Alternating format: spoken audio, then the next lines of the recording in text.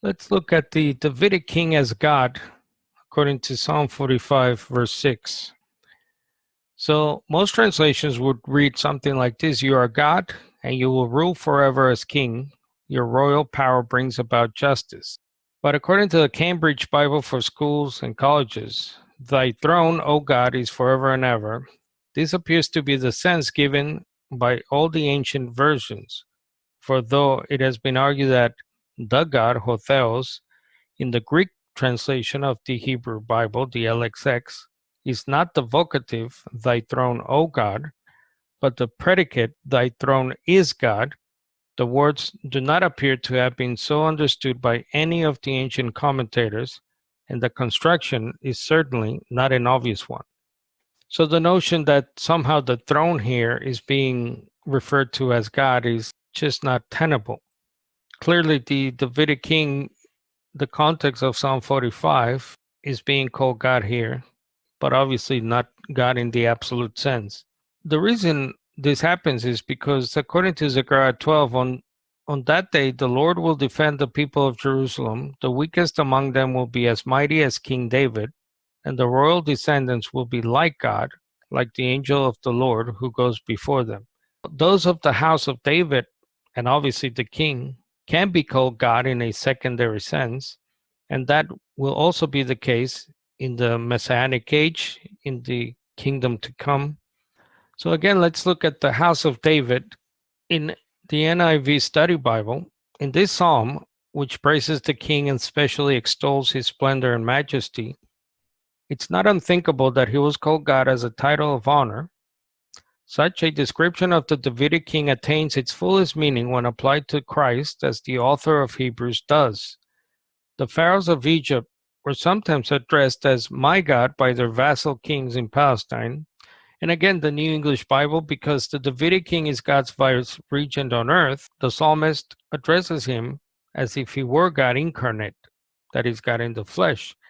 Similarly, Isaiah 9:6, where the Davidic king is called Mighty God, and there the Hebrew is the famous El Gibor. So we can see here that those of the house of David, and obviously the king himself, can be addressed as God because they're representing God on earth. Now, this simple understanding of the Hebrew Bible, of Judaism as a whole, is tinged with a bit of bias by the same NIV Study Bible. In reference to Hebrews 1:8, the author selects a passage that intimates the deity of the Messianic and Davidic king, further demonstrating the Son's superiority over angels. So you can see the bias here that when it comes to Christ, somehow in the absolute sense, as in God the Son, as the second member of a triune God or a Trinity.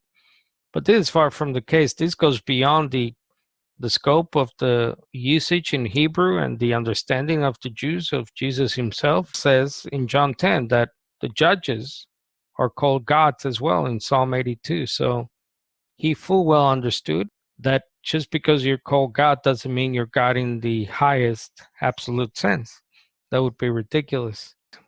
And this is from a book called The God of the Gospel of John. So this book looks at the use of God in the Gospel of John. In almost every case, the word God applies in the Gospel to the God of Israel. While that phrase is in and of itself never used in John, it's clear that the one designated as God is also the one to whom the Jews refer as their God, echoing the words of the Shema.